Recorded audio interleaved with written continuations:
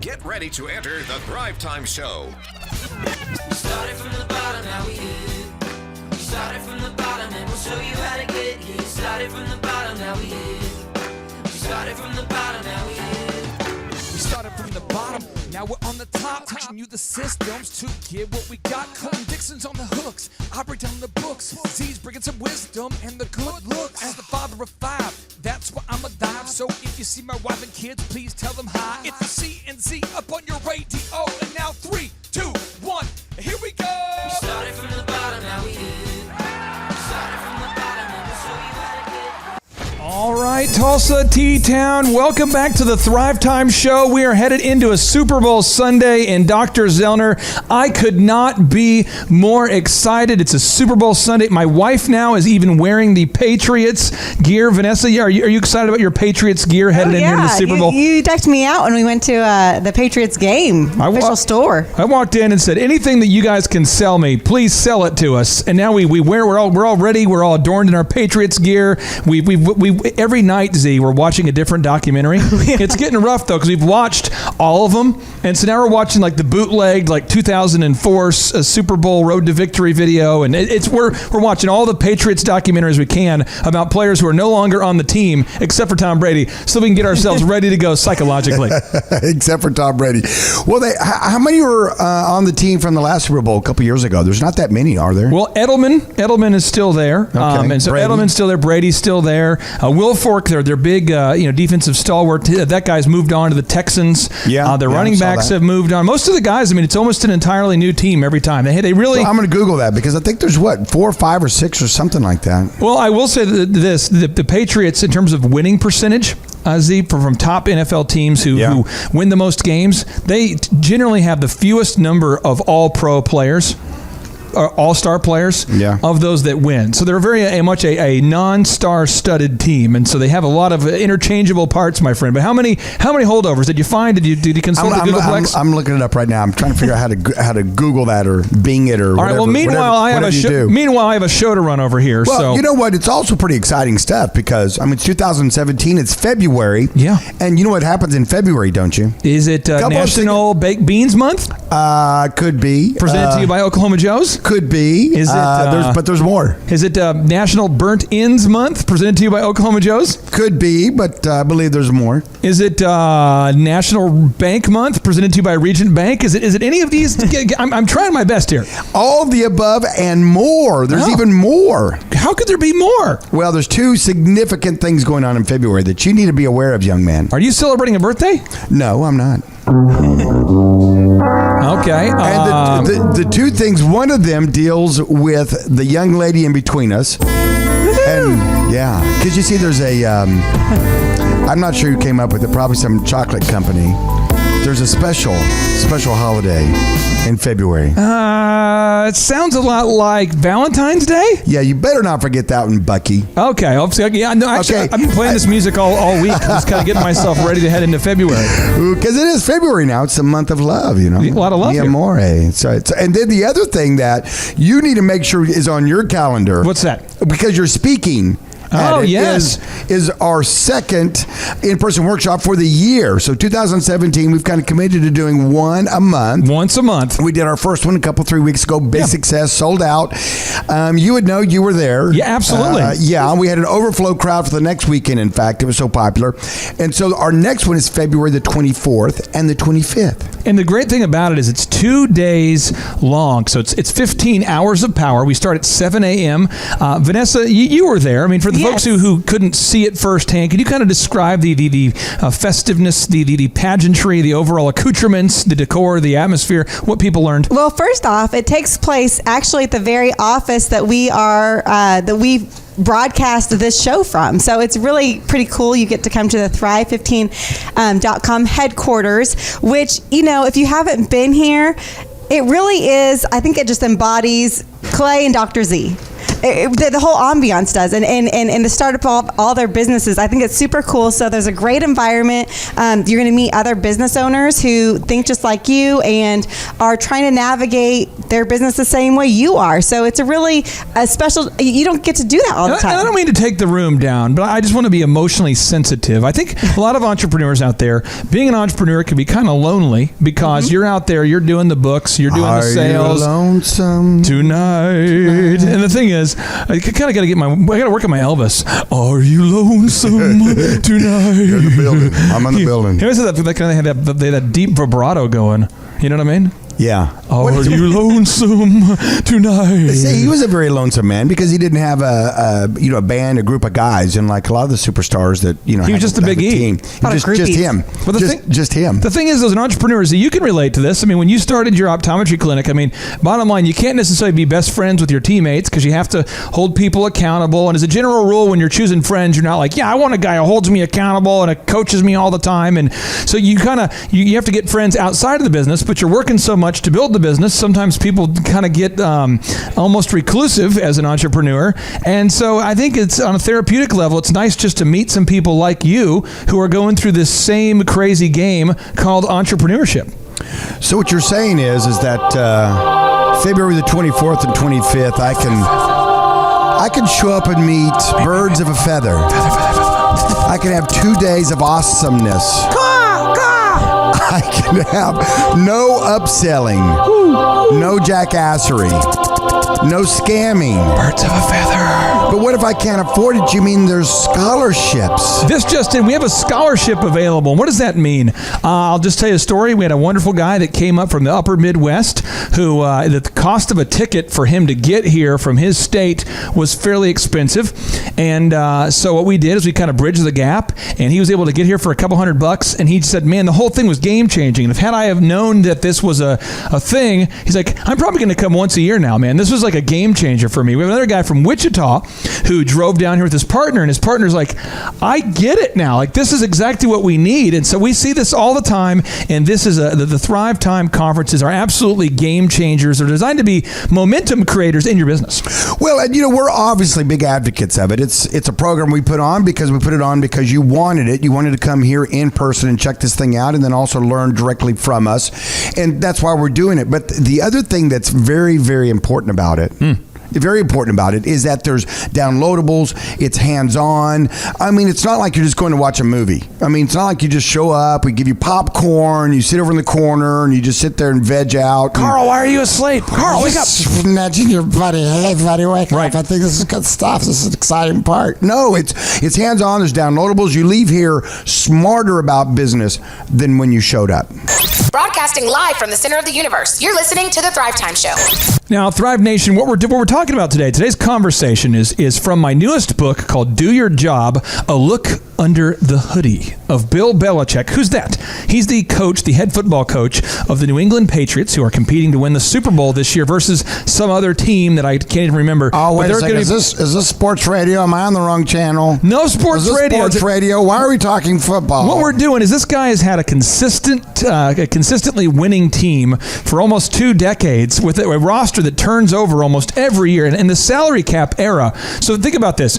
If you're the best team in the NFL, so let's say this year, say you're a Cowboys apologist.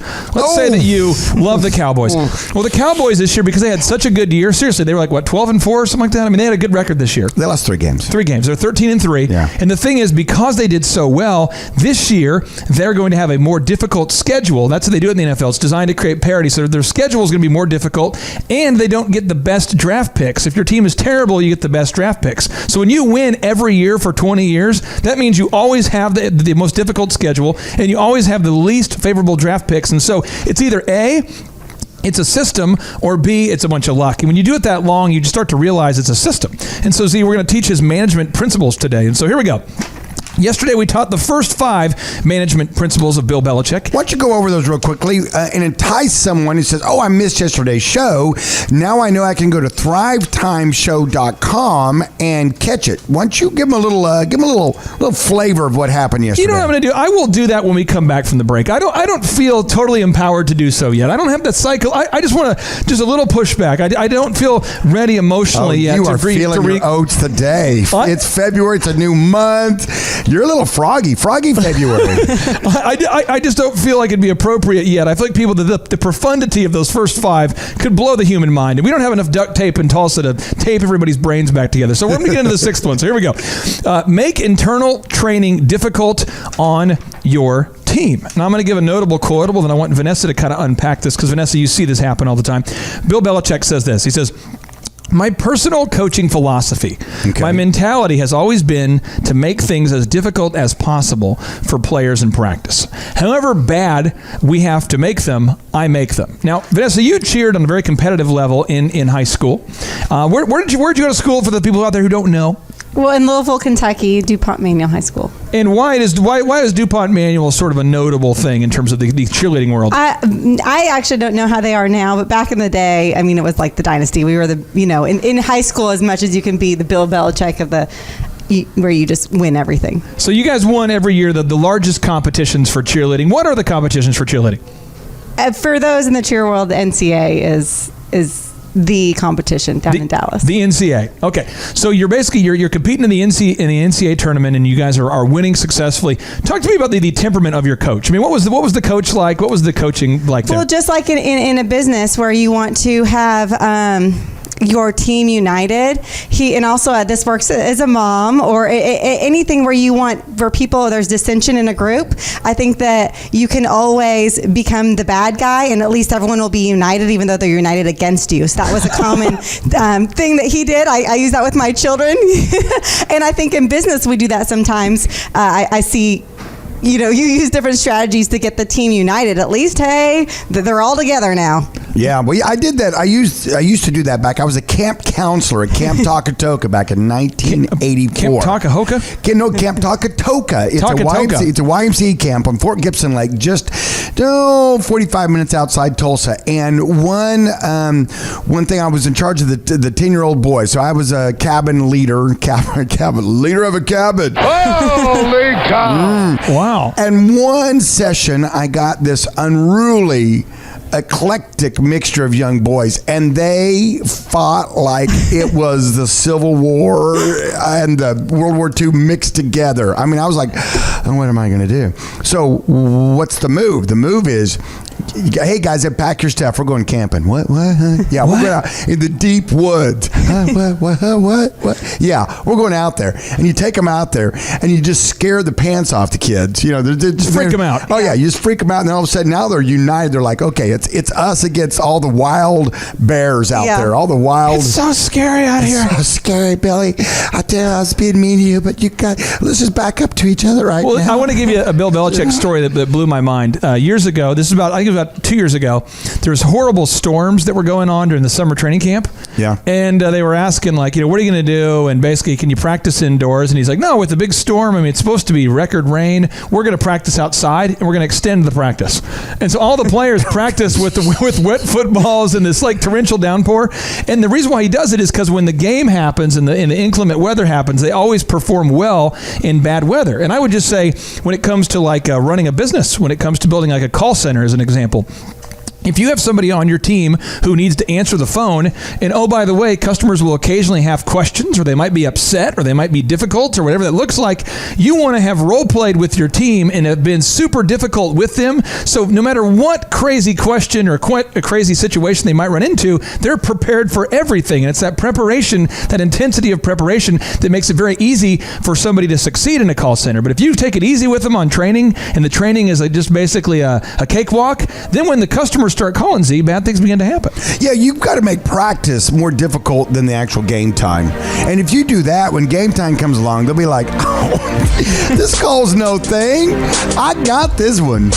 I'm telling you what, Thrivers, if you're listening right now and you're saying, I don't know if my team is prepared to win, you want to stay tuned, because we're going to get even deeper into how to prepare your team to win in the game of business. local, now. You're listening to The Thrive Time Show.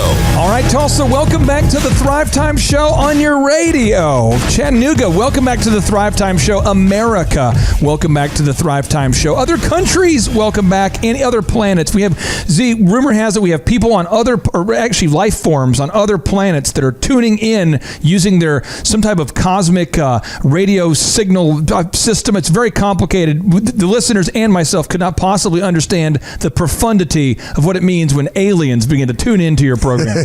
Well, we know you're one. We're not sure what planet you're from, but we know you're not from here.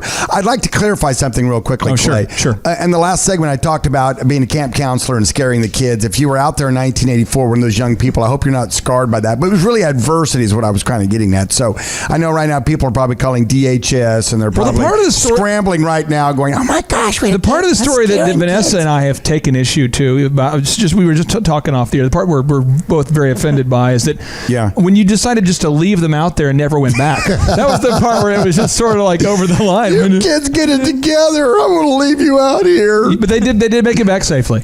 Everybody made it back safely. Everybody was accounted for. And to my knowledge, I think all of them are pretty healthy mentally at this point. So their lives. I haven't checked on every single one of them. You toughened them up. Yeah, I toughened them up. I pumped them up, made them strong. Now, Thrive Nation, here we go. Today we're talking about the management principles that Bill Belichick is using on the sidelines on a daily basis, on a weekly basis for decades to make the Patriots consistent winners. And so I've written a book here recently called Do Your Job, a look under the hoodie of Bill Belichick, and we're teaching his 16 management principles. Now, on yesterday's show, we went into the first 5 principles, and I'm going to recap those for you. Principle number 1 is hire character and train skill.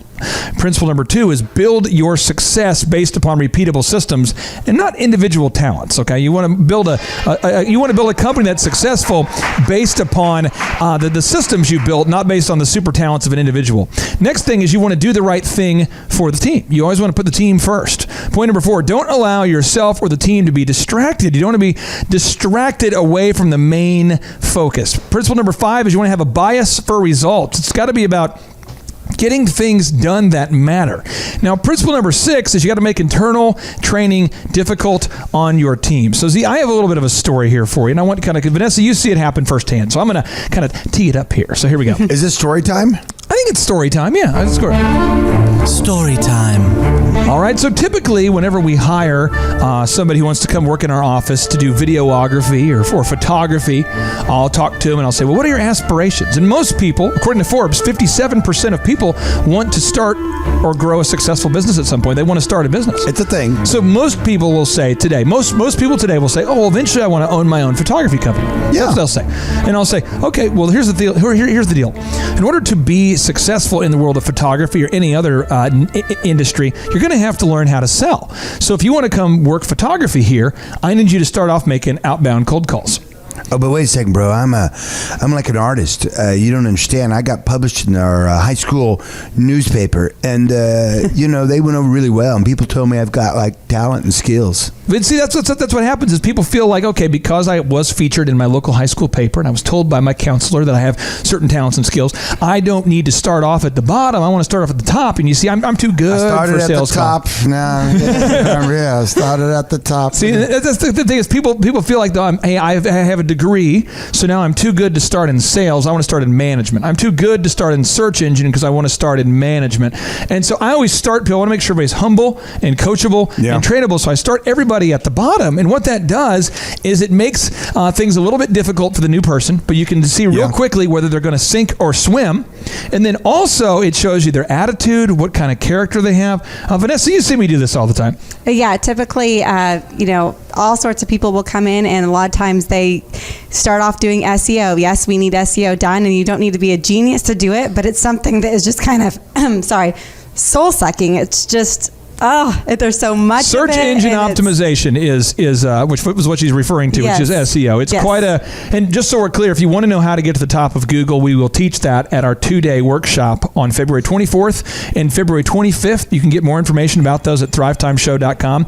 But it is very difficult to get to the top of Google if you're not following a proven system. Yeah. And one of the proven aspects of the search engine optimization is whichever site has the most content gets to the top of Google. So Let's say that in your mind, you're the top dentist in Tulsa. You believe you are. People have told you are. You've been a dentist for 25 years. Well, guess what? If you're not top in Google, people can't find you. Yeah. So we have to write copious amounts of content about your dentistry to get you to the top of Google, and that's not very fun. See, I just sent you your SEO report. You know, the thing about it is that they don't very often go to page 7 on a Google search. Did you see? Not very often. Did you see your search engine report I sent your way? Did you see that? Yeah, it was awesome. Yeah, so we're moving on up, and the thing is, Moving on up. and I like to think that you should be the top in Google for Tulsa optometrists because of your beauty. And I look at you and I'm going, that's a man who should be top in Google. I have a face that's built for radio. But then they said it's based off of following canonical rules and following there you go again. and following mobile compliance and having the most content. That doesn't feel very fun, but that's the reality. So if you're listening right now, I'm just telling you, when you bring in somebody into your office, here's the action step. Make sure, don't hurt them or anything, but make their job difficult. Make it get to a level, push the envelope a little bit where you can really see the level of character the person has quickly, because you really want to fire fast if they're not a right fit. So you want to, absolutely. I tell you what, when things are going well, it's really no measure of a person. I'll just be honest with you. When things are going well, when you're not role playing really tough with them, when you're not putting them in a scenario that is difficult for them, when you're not mystery shopping them with I have some difficult decisions to make here. I want to have chocolate ice cream or mint chocolate chip. That's difficult. It's a lot of adversity. That's tough. It's tough. Things are hard. Tough choices for some people to make. But the thing about it is, when you apply that pressure, one or two things are going to happen. They're either going to shine, or they're gonna not shine. Or they're gonna not shine. I was trying to think of something that rhymes with shine. What rhymes with shine? they're going to drink a lot of wine. Well, that could be. Well, you might. They're going to shine, or they're going to drink a lot of wine. That's something you want to put on a shirt. shirt. Shine or not fine. I got to come up with a rhyming word hard for that. one. It is. Sometimes my I know DJ what they'll skills be. are not quite what DJ Clark is. They're going to either shine or they're going to be a donkey's behind. Oh. What do you think about that one? Is that workable? Can you put that on a shirt? That's exactly where I was headed with that one. Nice. But the point is, you're right. You can figure out whether you want to keep them on your team and pour your time and effort and resources into this person, because that's what it is. And so the ability to be able to fire fast is something that a lot of people don't. It's a secret weapon they just keep buried in their pocket. And they're just like, I'm going to give them a couple more chances. See, we have a caller calling in right now. We have a caller calling in. We don't normally take calls on the show. We're talking about in the future potentially taking we'll answer any business question that you want, typically. Sure. Right now, you just email info@thrive15.com. But allegedly, someone didn't turn the ringer off. And so we have a guy on the phone here who has a comment to make about today's show. A comment or a question? I think it's a comment or a question. I don't know. Okay, You can answer the call screen. Well, put it through. I'm not a scientist. I'm not an expert in footballs. I'm not an expert in football measurements. I'm just telling you what I know. Would not say that I'm Mona Lisa Vito of the football world, as she was in the car expertise area. Apparently, Bill Belichick is just called in there, and he wanted to comment about the deflated balls. He wanted to comment. Apparently, he's not a scientist. Oh, yes, he's not. He doesn't know about that. How could he not? We're going through his book. All right, now, Thrive Nation, here we go. When we come back, we're going to get back into the Bill Belichick Management Mastery. How do you become a master manager? Stay tuned. ThriveTimeShow.com. You're listening to the Thrive Time Show. All right, Thrive Nation, welcome back into the Inspiration Conversation, where we teach you how to start and grow a successful business. Now, this February is the month of love, and we're going to show love for you, the listener, by hosting another in-person 2-day workshop on February 24th and 25th. It's February 24th and 25th. And a true story. We had a Thriver that just came up here from Dallas. Yep. He was on the show yesterday, Thomas. And he was telling us that he came up here. And do you know where he went? What was some of his first tourist destinations that he went to when he was in Tulsa? He probably went to Oral Roberts University. That's our number one tourist attraction, actually. You would probably be correct if that's where he went, but because it's not where he went, you did not. But that would be a good guess. He went to Oklahoma Joe's. Well, of course he did. He was hungry and wanted wonderful barbecue. And then he went over to Barbie Cookies. So he went over. He's visiting our guests. We are now becoming Tulsa's number 3 tourism draw. Number one is the praying hands. Yes, Number which is two- Oral Roberts University. If you want to get specific and accurate. Yes, okay. Move number two is the sod farms. There's a lot of people coming here to see sod farm tours. It's amazing. They're catching on. And the third is 'cause Thrive Time dirt, Show. It's dirt and grass. I mean, that's just exciting. Hey man, we're gonna to look it over here. If you look on this left side here, we put the green side up over here. Now over here we'll also do that green side up. We do it either way. It's always green on top. You know what I mean? Now I'll tell you, when I buy the sod, it's going to be this piece right here, right? I mean, I'm walking on this. I'm looking at this. I'm feeling. I want this piece. I have a little sod story here before we get into our next principle. A sod or a sad? A sod. Oh, okay, sod. I don't know if I've shared this story publicly before, but basically when I was I want to say 12 or 13, I was living during the summers and I was staying with the Guthman family and with the Montag family. These two fine families from Broken Arrow, and I was staying with them during the summers. My parents lived up in Minnesota, and I would come down to Oklahoma to visit some friends. Yes. And so I'm staying at their house, and my buddy Chris has a job working on a sod farm. And the way it works on a sod farm, I'm sure it's not that way now, but back in the day, what would happen is you would just show up. Like you didn't show like any ID, or you didn't have any. You would just showed up, huh? Yeah, you would just show up there at the intersection of about 91st and kind of Garnett area by that Quick Trip, or 91st and 145th, I think. Elm? I think it's Elm. Aspen is 145th. Aspen, yes. 91st and 100 you said Aspen. Aspen. You show up over there, and what you do is you just get in the truck, and no one asks for papers or IDs or identification or insurance or anything, and you just show up. And see, I'll tell you what, I was one of the best sodders for about 7 days, and I got to use my machete. They gave me a machete. I was issued a machete. No one got injured, and then I ended my sod career. I wonder if you showed up now, if they would take you, if they're still doing this. Are they still sodding in that area? Are they still sodding? Oh, yeah, I believe so. I think there's a Brahms there now, though. No, wait. I don't know. Well, the area, I mean, the area is an area. You know, the area is just. If you not rip like up that one concrete, little you thing. could start a sod farm again right away. You could start one right then. But I tell you what, now, today is February the 1st, and since 1887. Okay.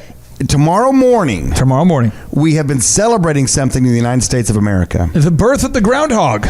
The Groundhog Day. In Groundhog Day is where there's a hog, and he spends his time in the ground, and he comes out of the ground. And what he'll do is he'll look around. I'm using a hand puppet on Facebook Live. He'll look around and go, I wonder if there's, do I see my shadow? Do I not see my shadow? I don't know. I'll head back into the ground.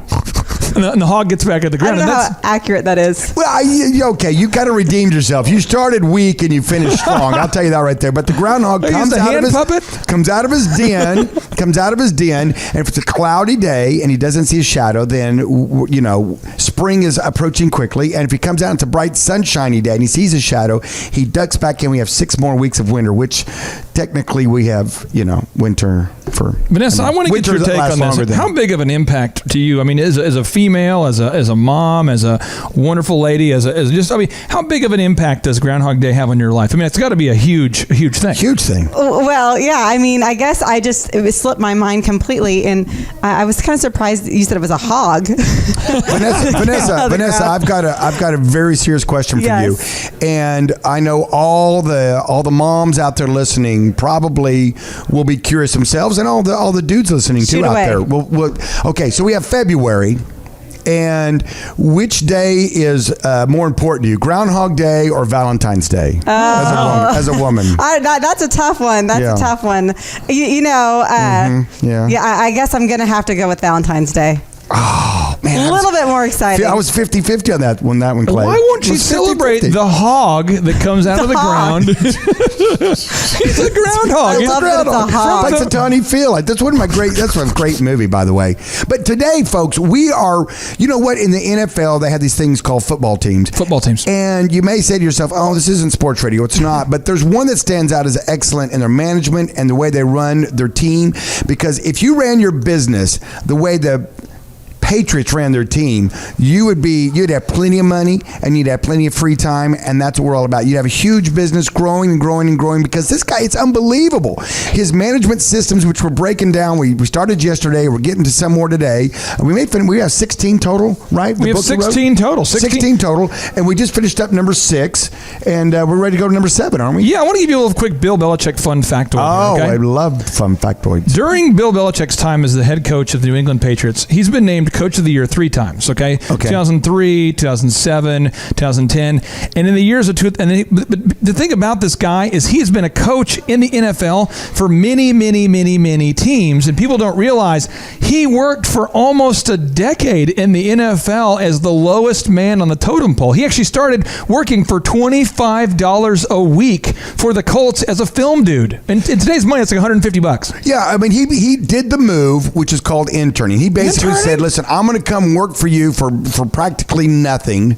And that's a move. A lot of people say, how do I break into this industry? How do I get my foot in the door? And I tell you what, if you walk up to a business, you say, listen, I want to come and work for you for nothing. Will you let me work? Those are hard to turn away people. And he supported himself with another job, right? So he had a long-term plan. Obviously, he didn't want to stay, doing film forever, but he supported himself with a second job, and then he did what he loved, and look where he is now. And Vanessa, you see us coaching with business owners all the time, and you kind of get the chance to see the success stories and the wins. How important is having a long-term plan in your mind, for the entrepreneur? It's the foundation. If you don't know where you're going, you're not going to know when you're off course, and you're not going to know when you arrived, and you're going to look and wonder where you are. So that's part of the foundation of wherever you're going. You need to sit down and make your goals, and then that's our job as coaches, or you all, to help the clients and direct their businesses in the right steps to get there. Do you know who my life coach is? My life coach. Oh, who is your life coach? Wait, let me guess. Tony Robbins? No. I know since the hot coal injuries, we've had to put that on. It got weird. No, seriously, Vanessa I want to tell you, this is what Vanessa is, an entrepreneur's wife. There's so many tasks and roles and just there's so many things. We work together and everything. But one thing that she's really good about is pointing out things like, hey, why are we going that way? And then she helps kind of steer the ship, because I'm very much somebody who likes to play hard.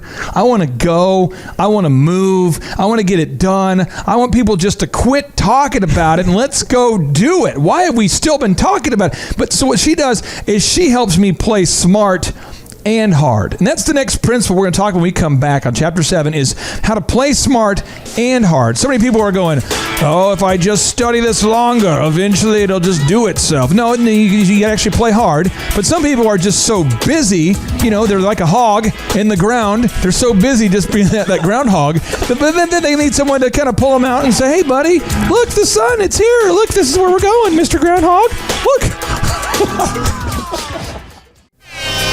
You're listening to the Thrive Time Show. All right, Thrive Nation, welcome back into the conversation. We are talking today about how to become a management master, like Bill Belichick, the head coach of the New England Patriots, who will be competing he won't personally be competing, but his team will be competing this Sunday, Super Bowl Sunday. In the Super Bowl, they're playing some group of random people destined to finish second, but they'll be playing in Houston versus whoever, the New England Patriots. That's my unbiased take of this weekend's Super Bowl festivities, Dr. Z. Well, I'm glad you're unbiased, because I think the Falcons have got to. It's going to be a good game. I have a feeling it's Falcons. Is that a team? It's like a bird of prey. Oh, wow. Oh. Not a very beautiful bird. Well, where a patriot is like a patriot that's a great American. It's a dude with It's a dude with the musket. Let's play this out. Let's say that like a triangle. What's that deal with that triangle hat? What's the thing? Why was that in vogue back in the day? It's a story on that. Yeah, I don't know how truthful it is, but I believe it's the triple threat. It's offense, it's defense, it's special teams. You're saying that our founding fathers back in the day wore those hats, knowing that let's explain this. Was going to be named after them. Let's not joke around. Let's get serious first. I'll tell you this, drivers, play this out. Imagine that a man with a musket and a hat that was in the shape of offense, defense, and special teams, a 3-angled hat, has a musket, and he's competing against a falcon. Who's going to win that? Obviously, caw. He's got one shot. Come on, Falcon, let's do this. First, the Falcon he'll dodge the musket, and by the time the guy's reloading, he'll swoop down, pick up that little triangular hat. We do have all the reload time, right? And therefore, taking away the triple threat, and the Falcon wins. Well, we had somebody who's we had an email that came in over the break, and someone goes, are you trying to do the voice of a groundhog? And I'm going, no, it's a hog that's in the ground that is, has lack of testosterone. So it's kind of a, hey, everybody, I'm a groundhog. That's what I got for the groundhog right now. It's, hi, everybody, I'm a groundhog. It's February the 2nd. This is my second favorite day of the month. It's Groundhog Day. Z, what do you think about that? Is that working for you? But that's actually, I think, pretty not accurate. I don't think they sound like that. Okay, now real quick, many people have asked. They said, Clay, you and Dr. Z love Oklahoma Joe's baked beans, but do you really love them? And so this weekend, I was in my car with my kids. Yes. And I was singing, "These are a few of my favorite baked beans." This is true. And I was singing. I had my own kind of Sound of Music medley going on. Oh, that's lovely. The kids had to enjoy that, I'm sure. They did. They love it. And so I just wanted all the Thrivers to experience that firsthand. White copper kettles and warm woolen mittens. Come on, Thrivers, here we go. Brown paper packages Get ready. tied up with strings. Beans are a few of my favorite things. You see how I did that? I said beans. Beans are a few of my favorite things. I get it. I'll tell you what. I'm a believer. I am a believer in Oklahoma Joe's. And if you're sitting there wondering, you're sitting in your car, you're listening to the show, and you're thinking, oh my gosh, I've got to run to lunch. I'm hungry. If you're in Broken Arrow, go to Oklahoma Joe's over there by the Bass Pro Shop. If you're in South Tulsa, go to 61st and Sheridan. There you'll find barbecue heaven in the name of Oklahoma Joe's. We've got 3 locations to serve you. The other one's downtown next to the iconic Cain's Ballroom. It is iconic. Probably the number 4 tourist attraction in Tulsa, I would think. Yeah, it's slightly ahead of I guess it's a little bit behind the Praying Hands, Sod Farm, Thrive Time Show Conference on the 24th and 25th, and then you have Oklahoma Joe's. It's right there in that top 5. Vanessa, I just love the Mr. Oklahoma Joe's. Him and his wife, they're pretty spectacular in themselves. That's who I love, is the Mr. Oklahoma Joe himself. I mean, I like when he's there. I just want him to get out of the way and give me some baked beans. I mean, I love the guy. Oklahoma Joe's a great American, but I'm telling you what, those beans he made, those have a life of their own. They have a tractor beam that pulls me to them on a daily basis. Now, the Thrivers, we're talking about management mastery today, and we're taking a look under the hoodie of Bill Belichick. If you're on Facebook Live, I'm just going to show you. We're having a look under the hoodie of Bill Belichick. He always wears these nasty hoodie sweatshirts. I don't know that I want to look under the hoodie. No, you do want to look under the hoodie. There's no dandruff under there. That guy's getting into the great shampoo. He invests in high quality shampoo. Now, here it is, chapter number 7 from the book. Play smart and hard. I'm going to read you a notable quotable, and Z, I'd like for you to unpack it for me. Okie dokie. Here's the deal about Bill Belichick, okay? This guy wants you to play hard, and he wants you to play smart. He says, you can play hard, you can play aggressive, you can give 120%, but if one guy is out of position, then someone is running through the line of scrimmage and he is going to gain a bunch of yards. Z, what's he talking about? Well, what's he talking about is being really purposeful in how you spend your day in business. And so I see that all the time with young entrepreneurs. They are so busy doing busy work. And just the other day, I was talking to someone and I said, why are you doing that? Well, I can't. If I gave that for somebody else to do, they might screw it up. And I said, well, yeah, I know, but that's why you inspect what you expect. That's why you put systems in place. That's why you're very clear in what they're to do, because what happens is if you have a business and you're like, well, I don't want anybody to do anything in the business. I'm going to get it done. Yeah, you're working hard. I mean, you're hard at work. You're answering all the phones. You're greeting you're doing this. You're doing all the presentations. You've got it all going on. And at the end of the day, you're just completely worn out. And you're like, man, I worked hard today, but I didn't really get a lot done. So working hard is important, but working smart is important too. And I think that has to do with delegation and making sure that your team members that you choose to put around you know what they're doing and are well coached up to do it. Now, Vanessa, I want to get your take on this in just a second. What I want to do is I want to break down the word delegate just for a second.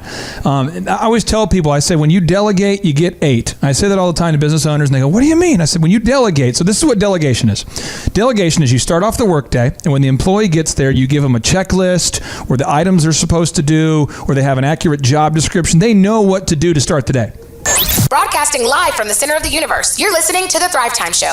And then they need to ask you as their manager or you as the owner, they need to get direction and clarification from management. So we start off the day, we delegate the items. This is what needs to be done, or here's your reoccurring job. And then you ask them, do you have any questions about what needs to be done today? Okay. And you clarify these 2 things. You clarify your expectations and how you're going to communicate. And then you say, at the end of the day, I'm going to follow up with you. So that's what you do. You delegate, you say, this is what you need to do. Do you have any questions. Okay. And I'm going to follow up with you at the end of the day. Now, this is where I see most entrepreneurs getting this wrong, and this is the part that makes me crazy. It is called abdicate. Ooh. Now, abdicate kind of rhymes with delegate, but abdicate in the original context meant that a monarch or a king would renounce their throne. They would just say, that's it, I'm done. And typically this would happen when they're being attacked. So they realize, oh no, the castle's going to fall. And they're like, where's the king? Where did the king go? And the king's like, guys, I'm going to head down here to the dungeon area. I'll see you guys in a minute. And then he just disappears. He just escapes. He takes off. Yeah. Right. So he's like, but one last thing before I leave. Z, you're in charge. I'll be and then that way, the guy who leads the charge, is not the king, and the king escapes, and that's kind of the game plan. Now, abdicate today really means to fail to fulfill the job that you've undertaken. So what you do is if you abdicate to an employee, you say, employee, I want you to clean the restroom, and I'm not going to follow up, and I'm not going to be available for any questions. I'm not going to be available to train you, to coach you, to help you at all. You're on your own, buddy. And then you don't follow up, and then it doesn't get done. And then you start to go, well, if you want it done right, you got to do it yourself. And then you end up in this fail loop where you're doing everything and it's not very good. Yeah, you're working hard. I mean, you're in there, you're cleaning the bathroom, you're doing the thing, you're baking the cookies. You're working hard for your money. Hard for your money. You're hard for your money.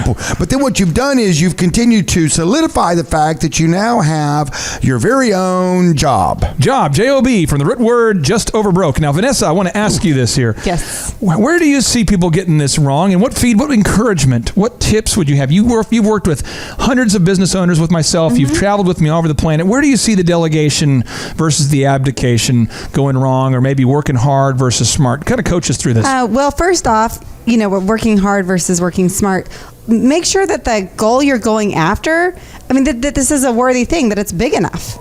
Oh, boy. Serious. You're spending your life and your time chasing this thing. If you were to reach your destination tomorrow, is it big enough of a goal? Because if you're going to spend the time chasing something or hunting something, you should rather hunt an elephant versus rabbits, right? Now, the one thing that you did for me early on when we first started dating, I noticed that you were very sage-like, kind of a wise woman. I think that was wizard. my word, in fact. I didn't even know what the word sage meant. That's how dumb I was back in the day. I didn't know. I think you use that to cook rabbit. In fact, absolutely, sage on there and cook it up. That's what you put on the groundhogs when you cook those. Oh wait, this isn't a cooking show. I'm sorry. I digress. Go ahead. Can you eat a groundhog? Yeah, they're. Hey, everybody, don't eat me. I'm a groundhog. It tastes like chicken. All right, now here's the thing, though. Seriously, Vanessa, I remember we were talking about cars one time, and I go, why are they? What is at a certain point? Why do you need a super expensive car? And you were like, if there's nothing aspirational, nothing to aim for, what would be the point of somebody moving beyond mediocrity? And I remember going, well, just whatever. But you're saying right now, if I'm listening right now, and I am not aiming for something big, that's a problem?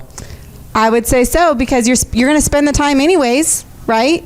You're going to spend the time chasing this goal, unless it's going to just be something that is just intrinsically fulfilling to you, then yes, go after it. But you're going to be taking the time, we've done this, to chase little rabbits. You could spend the same amount of time and chase a big elephant. Well, I tell you what, you might chase a rabbit or you might chase a woodchuck, because a groundhog is also known as a woodchuck. I thought it was a hog that's in the ground. Could a woodchuck chuck if a woodchuck could chuck wood? Your brother's name is Chuck. There What's you go. up, Chuck? How you doing? We'll see if he sees his shadow tomorrow morning. All right. Chuck Zellner. Stay tuned. Thrive Time Show. Broadcasting from the center of the universe, featuring optometrist turned entrepreneur, Dr. Robert Zellner, and U.S. SBA Entrepreneur of the Year, Clay Clark. This is the Thrive Time Show. All right, welcome back to the #1 business radio show on the planet. It's the Thrive Time Show on your radio. And I'm telling you what, some of you said, hey, you went so fast, but I'd really like for you to go a little bit slow when you were talking about that whole groundhog thing, because we had like 6 people that are emailing in. They're saying, hey, seriously, they're emailing info@thrive15.com, and they're going, did Clay literally believe that the groundhog was a hog? That's the question you're asking, basically.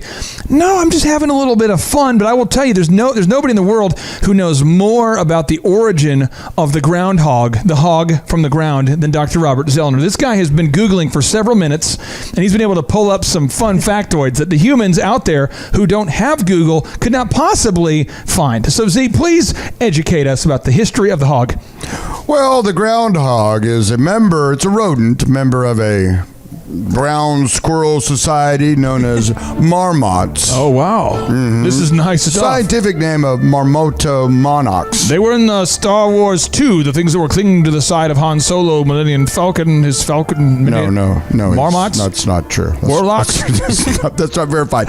But he also has nicknames known as the woodchuck, which we went over last, and also the whistle pig. The whistle pig? Yeah, and it's a big deal because, as you know, tomorrow morning, that little critter, Puxatawny Phil, if you will, is going to decide how much more winter we have. And that's kind of a big deal. It is sort of a big deal. Now, Thrivers, I'm going to tell you this. The only thing that is a bigger deal than what our groundhog friend is going to discover tomorrow is the Super Bowl on Sunday. And the two teams that are playing, you've got the New England Patriots are going to be competing, the world champion, multiple-time champion, potentially the best team in America, America's team, the Patriots, a team named after the patriotic spirit who's made this country great. The dynasty will be competing against the Falcons. And so they're going to be competing out there. They're just going to be slaying the other team. It's men with muskets fighting against weird black birds. It's war. It's all out war of man and musket versus birds. It's not even fair. But the head coach of the New England Patriots, he is known for a couple things. One, for allegedly deflating footballs, and two, he's known for always winning. And so we have studied what makes him successful as a manager, and we've distilled it into my newest book called Do Your Job, A Look Under the Hoodie. Learn the 16 management secrets of Bill Belichick. Oh, there she be. There she be. And so we're going to move into this next one here. See, this is principle number 8, which is chapter number 8. Understand the strengths and weaknesses of each team member. So if you're listening right now, I want you to do is kind of an action item right now. I want you to go ahead and pull on over if you can. By the way, when I say pull over, I mean you want to signal. Then pull over. You want to get there into a parking lot of some kind. And what you want to do is you want to go ahead and take some notes on this here, okay? So I want you to write down the names of, let's say, at least 5 teammates. 5 teammates, okay?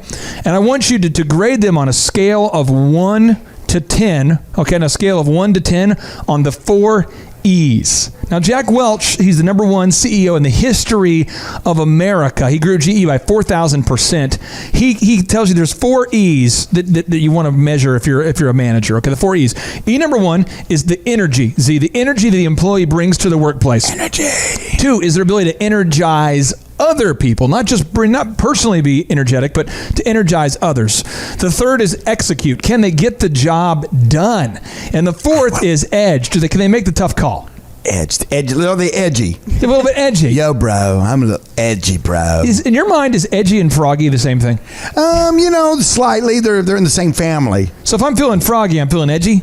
Little bit. Is that where you had too much caffeine and you're going... That's more edgy. That's more edgy. Froggy is a little bit more like your eyes are a little squinty and you're going to play a practical joke. Bud, on... wise, That's what you're saying. Well, okay, all right. But froggy's not one of the E words. So. At some point, I'd like to devote an entire series of shows to the difference between froggy and edgy, because that's something that Thrivers want to know. Thrivers do want to know this. Now, here's the thing. Bill Belichick goes on to say this. He's talking about talking about players on the team, and he says this. And Vanessa, I want you to kind of break this down here. Okay? He says this. I think a smart guy can learn. Some guys can learn. It's just like all of us. Some guys can learn electronics. Some of us can't. Some people can learn something else. Some of us can't. I mean, we're all wired differently. So he talks about some brutal honesty of being aware of your team. Talk to me about, Vanessa, from your perspective, why it's so important for you to be honest about what the team members you currently have can do and cannot do. Yeah, I think, I know that you and Z have touched on this before. The number one thing you want to do when hiring someone is hire for character, and then you want to assess their skill. If someone has character, you can find a place for them, but if they're just so skilled and they're awesome, but you can't count on them to show up or to be honest or do the right thing, it's not worth bringing into your organization. But once you have someone who has character, you need to look and don't just, you can't force, a square... You can't force a groundhog through a square hole. Yeah, you can't put a groundhog in a square hole. Well, so you can't force a square peg into a round hole. It's not going to work. The employee won't be happy, and you won't be happy with the results. But if you can take a moment to see, okay, this is their skill set, and they don't need to be involved with people. They need to be doing something where they're alone, and they've got can really have analytical thinking or whatever. You find the right place for them, and it's going to be better for them and your organization. Now, Z, you could put a square peg. You could force a square peg into a groundhog. Well, you can, PETA though they frown. They frown on that kind of thing. One of the moves that I do, one of the moves that several business owners that I know do, which I think is a great move. If you're listening out there going, "What's the move?" I'll tell you. Move? Tell me the move. And that is that they do personality testing on all the new employees. And you say, "What is it? What is that? Why you didn't talk to me and made me wear that weird jacket for 4 weeks?" Yeah, exactly. What? No, what you do is you sit them down, and part of their interview process. Thank you, Clay. I was thinking of groundhogs. I am now inside your mind. I know it's good. I like it here. I'm back out. Help me, Thrivers. Part of the interview process is that you have them take a personality test. And just like Vanessa was saying, and just like you've alluded to earlier, Clay, and that is what it does is helps you find the right place. If they've got great character and they're a good person and they're a giver, not a taker, listen to yesterday's show to unpack that, but thrivetimeshow.com. But if they're the right person you want, you say, okay, now I've got several places where I could put them. Where's the best use of this person? A personality test can help you with that. I will tell you, there's a car wash place called Oasis Car Wash over there off of Memorial and like 105th or something. Broadcasting live from the center of the universe. You're listening to the Thrive Time Show. I think it's 95th. I think it's 95th and Memorial there. It's on the... yeah, it's before 101st, so yeah. Okay, west side of the road there. And so you go over this, so it's like 95th. Yeah, and you go in there, and I remember walking in there one time to get my car cleaned, and I don't know about you guys, but I'm not the kind of guy that likes to clean a car. I don't want to sit there and wash that car. But I'm watching this guy, and I'm watching him. I'm looking out the window because you can watch your car being detailed. Oh, yeah. And this guy's just working it. I mean, he's at the car wash, and he loves it. You get the feeling that that lather he's getting himself into. Oh, yeah. This is the soundtrack in his mind. I mean, seriously, this guy, he's got the earbuds on, and he's just and he's just polishing and working it. And I'm telling you, and then I watch him finish my car, and he goes to the next car. And I don't know how many cars. If you're a detailer, Z, I don't know how many cars you could detail an hour. But that guy was working it, man. But listen to that music. I can detail a bunch right there. Come on. Z, if you were a car washer, how long would you make it? How long would you make it as a car washer? Oh, I'd make it about 37 minutes. So I'm just saying, if you're listening right now, Thrivers, there are people in your office that want to clean cars. They like it. I'm just telling you, this guy, I met him, he goes, "Sir, here are your keys." And you could tell he took pride in the car. Oh, yeah. And I'm like, this is awesome. And, everyone's tipping the guy $10. And I'm going, this guy's probably making $30-40 an hour washing these cars. It's unbelievable. Well, because he was doing what he should be doing, and he had a passion for it, and he enjoyed it, and it showed. I mean, nothing better than watching somebody work, doing an excellent job of it, and they're just alive, and they're having a great time doing it. I mean, that's just so rewarding. It's so rewarding. It's like me writing jingles for Oklahoma Joe's that he rejects. I enjoy doing it. I'm passionate about it. Joe Davidson's a great guy. He's never told me directly, I'm definitely not going to use that jingle, but I'm still writing them. And a lot of them... It's like you're making up bean songs in the car with your kids. I mean, no one forced you to do that. No one held a gun to your head and said, "Sing a song about beans right now." Well, you enjoy doing it. Thrivers, a lot of you are listening right now, and you're going, "What was that song again?" I'll give it to you again. He goes, "These are a few of my favorite beans." Now, Thrivers, the thing is, Thrivers, you're going to get that stuck in your head all week now. You're going to be talking to people, and you're going to just be going, "These are a few of my favorite beans." You see, Robertson Tires, he's got a great commercial. Yeah. Ted Robertson. Oh, yeah. Great guy. Robertson Tires. Hey, I get rolling with Robertsons. Boom. And I like to believe that when he created that song, he did it with a lot of passion.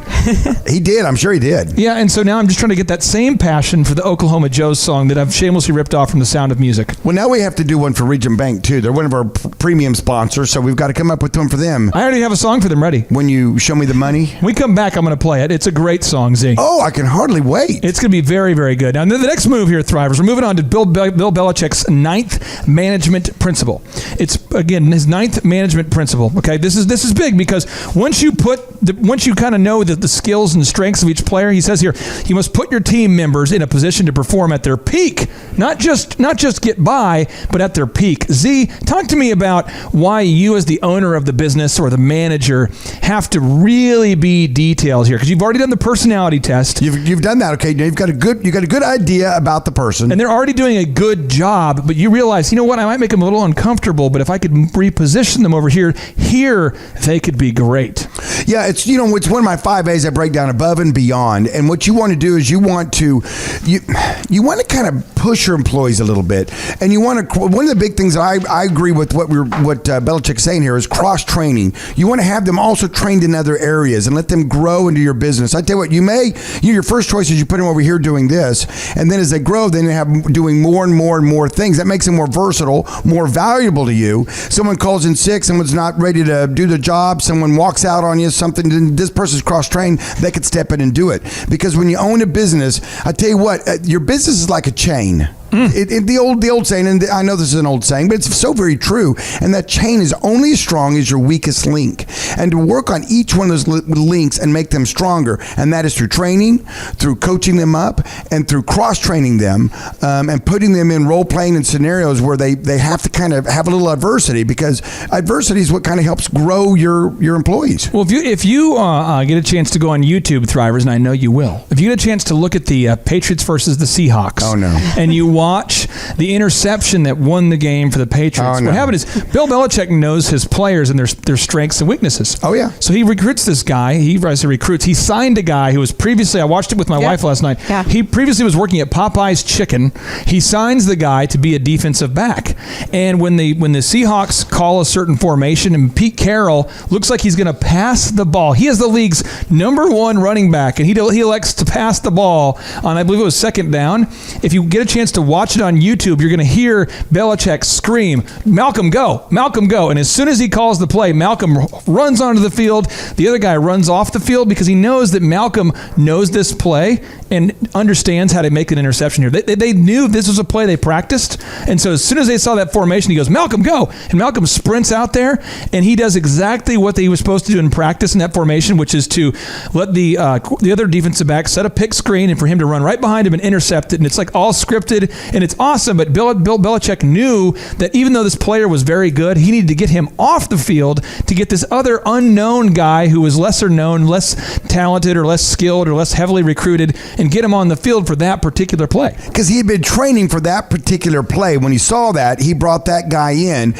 He was trained for it. He was ready for it. And what an unbelievable play. I mean, it really was. It's unbelievable. And I want to take you out of here headed into the break here with another Bill Belichick quote here for you. He says this: "Some guys are football smart, and they're not smart in other ways. Other guys get 1500s on their SATs and can't get a double team block right. No, that definitely, in my experience, sometimes it correlates, sometimes it doesn't. I don't think you just take it for granted." What he's saying is someone might be book smart, but they might not be good at this particular skill set. So over the break, Thrivers, make a list of your teammates and try to figure out where is the right position for each player on your team. ThriveTimeShow.com. You're listening to the Thrive Time Show. All right, Thrive Nation, welcome back inside the box that rocks, where we're broadcasting here inside the Thrive15.com world headquarters from the left coast of the Arkansas River, inside of the direct center of the universe, Oklahoma. We're right here. We're so excited to be broadcasting out to you, to all the listeners in Singapore and Australia. We see you downloading the podcast, and we love it. We love talking to you. We love helping you grow your businesses. And make sure you remember to share, because caring is sharing. And now, Z, before we went to the break, we were talking about how we needed to have a theme song for Regent Bank, one of our super sponsors. Yes, we were talking about that, and you said that you had something to unveil after the break. I did, and the thing is, for any of you who are big football fans, as we head into the Super Bowl Sunday, you'll notice that there's a thing called NFL Films, where they take vintage game film, where they even take recent film, and they put it in slow motion, and there's a man who narrates. And it's got a great voice. And it's just a great thing. And so what I've done is I've put together sort of a little tribute to Sean Copeland, the CEO and president of Regent Bank. Oh, it's not just a normal bank. No. This is Sean Copeland's bank. This is where Tulsa's Joel Osteen comes to work every day, high-fiving his team, lending money at a fair and reasonable rate, very limited fees, great service. It's Tulsa's business bank. It's Regent Bank. Are you tired of a crappy bank, a second-rate bank, the kind of bank that will be stingy on the suckers? Oh, you are. And if that's you, you must find yourself a Regent Bank. What kind of bank? A Region Bank. And now you know, Z, the rest of the Region Bank story. What do you think about that? I think it's awesome. It's not a song. It's more of a maybe if you rap. I mean, it was a loose rap. I mean, we might call it a rapping descriptive song. narrative. A descriptive narrative. And that it was. But I'm going to challenge you for tomorrow's show, actually on Groundhog Day, to actually have a song for Region Bank. One thing I've been doing a lot of interpretive dancing to this song. That's my part. See, because it has kind of a beat that gets in there, and you just start to... Oh, yeah, there you go. On Facebook Live, you can see this is the Region Bank dance where you kind of just you randomly reach out like you have feather hands. You're filling out your loan. Yeah, that says credibility. Fill out that loan. Sean's asked me to stop doing that. Sean is the CEO and president of Region Bank, a great sponsor, and he just sent me a message. Hey, stop doing that.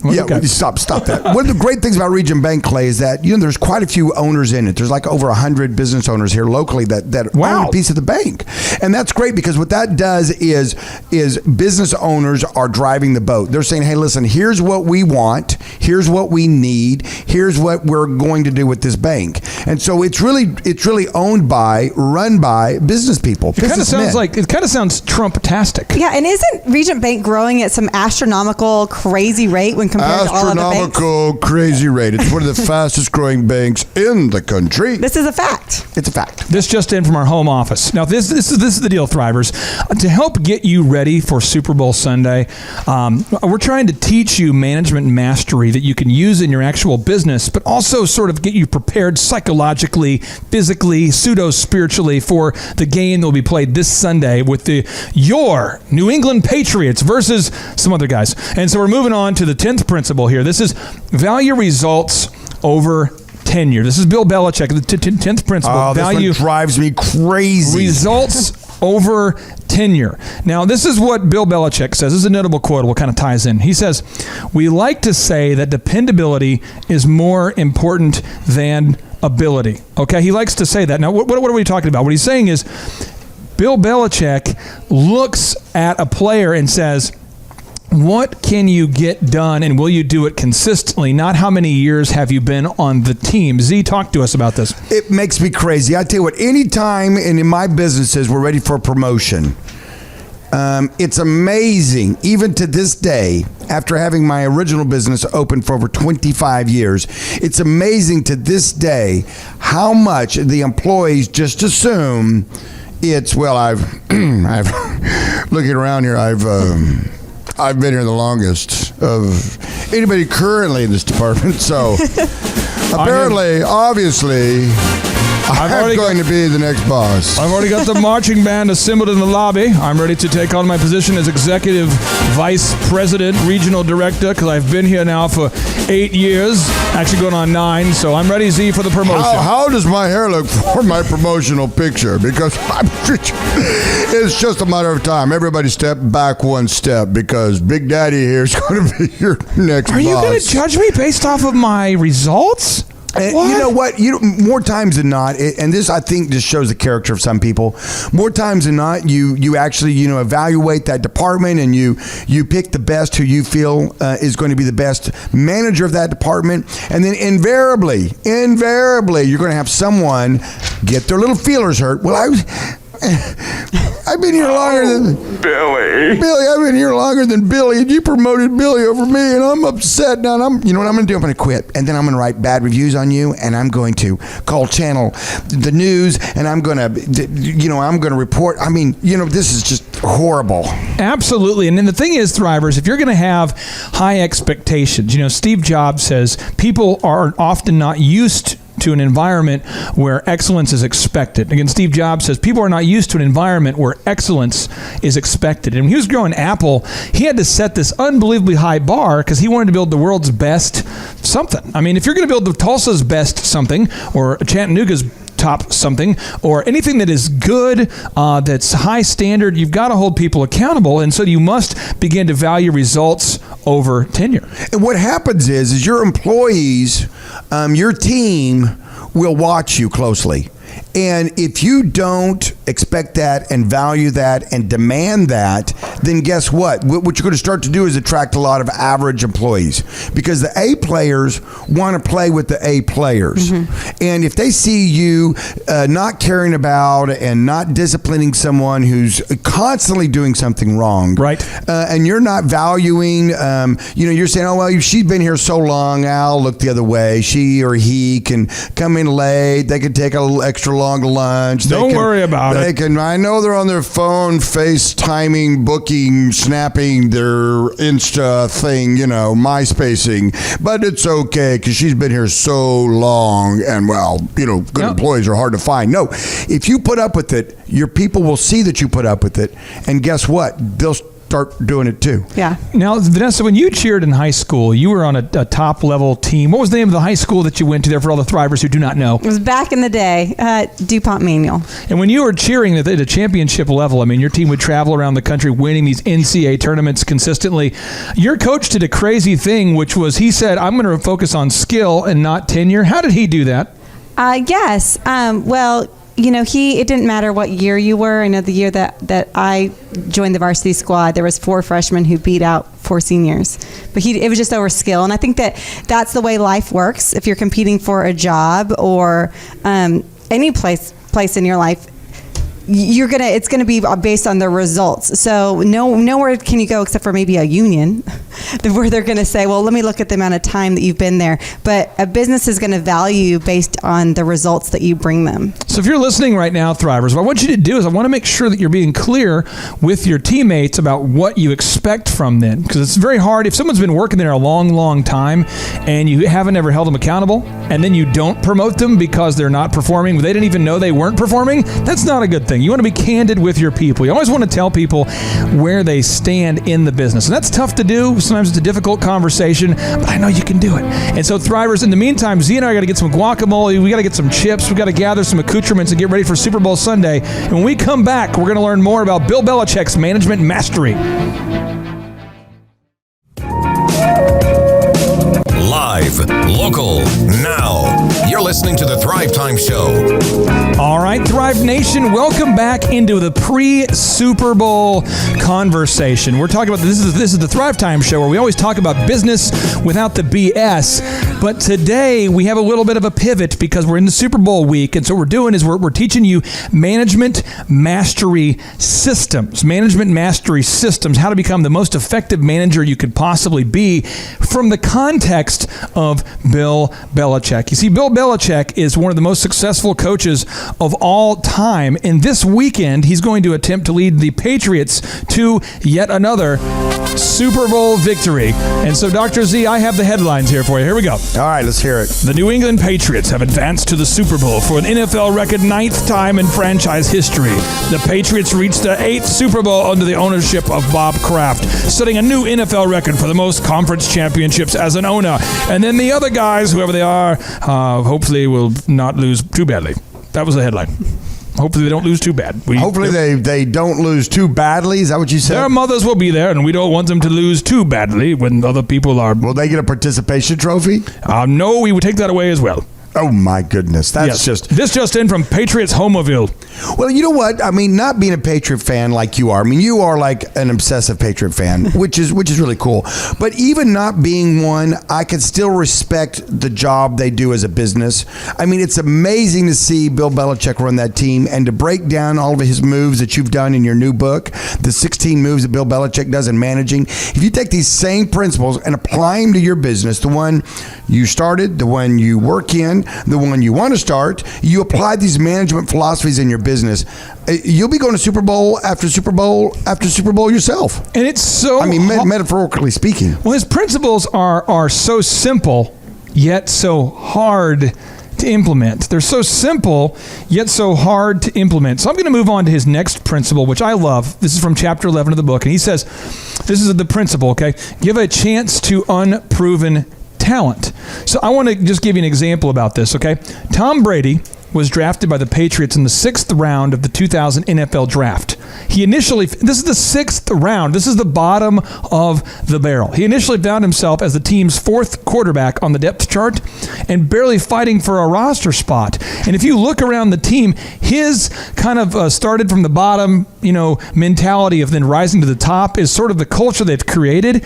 And their Super Bowl MVP, the guy who, their big, I don't know if he won the trophy, but the guy who saved the day and caught the big pass, Malcolm Butler, he was a guy working at Popeye's Chicken that nobody else wanted. And the Patriots are like, tough bounce. The kid found himself, due to some decisions, he found himself at Popeye's Chicken. Let's give him one more shot. And they're just a team of second chances.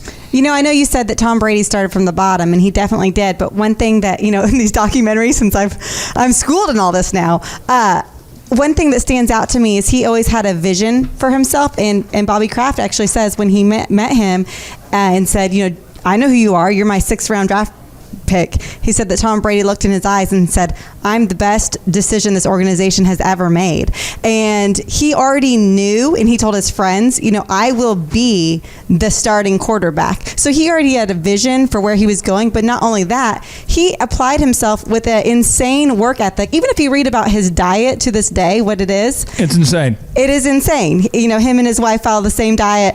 But he said, I can't be eating cheeseburgers and expect to be playing at 39. He knows I'm going to have to take it up a notch to be unlike anyone else and achieve what others cannot at my age. Now, Z, I want to ask you this because you have given a lot of people a chance in your businesses that maybe somebody else would not, and some have really moved up and done some pretty big things. How much, when you're hiring, do you look at somebody's resume? Let's say it's a non-regulated position, okay? So obviously as an optometrist, you can't go, well, Clay, I see your potential. You know a little bit about the human eyeball, and so what I'm going to do is I'm going to say, don't even worry about the education. You're unproven. You're unproven, but get out there and touch the eyeball. Do it. I'm going to send you to Puerto Rico for a long weekend. You'll be fine. You'll be fine. Just do it. But talk to me in real life application. How much of the resume do you look at, all the awards and degrees and accolades, and how much does it get down to, hey, does this person want it? Can they do it? Are they the right fit? Talk to me about that balance. I would rather have a 6th round draft pick that doesn't have the Heisman Trophy, doesn't have all the accolades, wasn't the best of the best, the brightest of the brightest of the brightest of the best. And I would rather have someone who has that little bit of a, I'm going to show you. Mm-hmm. I'm going to prove to you. I'm going to outwork the next guy. I'm going to out hustle the next guy, and I'm going to prove to you that the best decision you made was putting me on your team. I think that's very profound what Tom Brady said to Bob Kraft when he met him. That's the attitude you look for. And unfortunately, you will never know if Tom was taken in the 1st round, the number 1 overall pick, if he would have had that attitude. He might have. I don't know. I don't know the man personally. I know you've hung out with him, Clay, on several occasions. In my mind. Just emotionally and mentally. I am with him now metaphysically. Broadcasting live from the center of the universe. You're listening to The Thrive Time Show. So I don't know, but you see that over and over and over in football. You see that over and over and over in life. And that is that person that has a little bit of an edge, a little bit of a chip on their shoulder. And then, they've got something to prove. People told them they couldn't do it. Yep. They got told, hey, you're not smart enough. You're not fast enough. You're not quick enough. You're not clever enough. You're not whatever. Fill in the blank. We've all had that experience in our life at some capacity. And take that instead of using it as the, I guess I can't do it. I was passed by so many players that nobody wants me. I might as well. I get a job at Popeyes. The thing about it is, though, use that and turn it into the positive energy. And Tom Brady's the perfect example of it. Now here's this guy. He's 87 years old, and he's playing in his 100th Super Bowl. And now the starting quarterback for your New England Patriots is Tom Brady. Wow, Tom.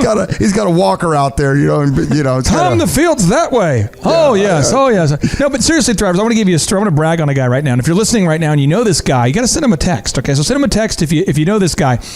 Eric Herman is a guy who I met years ago. He was working at Research, which is a great place. Great place. And he was a guy who had a desire to make 6 figures. I remember talking to him, and he's like, "Hey, I'm over here serving doing my job, serving my bosses here, and I'd like an opportunity to move to do something with my career that's beyond where I'm currently at." And we hired him with no sales experience, but he was coachable. Bingo. And so he said, show me the way. So what we do is we have sales scripts that we used at our company called Epic Photography, a proven sales process, a proven presentation. We had documented how to do it. We had recorded calls. We always record calls for quality assurance. So we had a model we could show them. Here are the best calls. You can listen to the best calls. And then here's the script that you use to make the call. So we gave him the tools. We gave him the training. And before I sold the business, he was the top, the best salesperson I've ever trained, ever. And he had no previous sales experience, and he was with us for about 7 years, and I think he's still with the business now. But all I'm saying to drivers, if you're listening right now and you want to become a top flight salesperson, you want to become the best there could possibly be, you can do it, because in the world of business, we're always looking for unproven talent. And I'll tell you why. Because it's cheaper.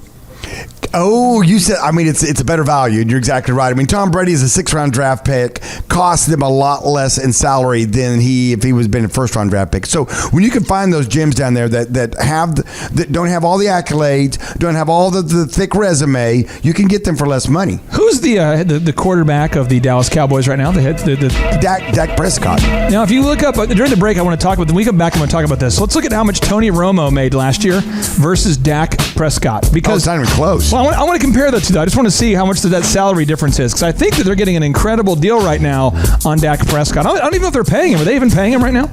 No, he's a volunteer. He is a volunteer. Yes. It was fan night, and some guy just showed a lot of talent. Next thing you know, Dak Prescott, the top quarterback on the team. Boom.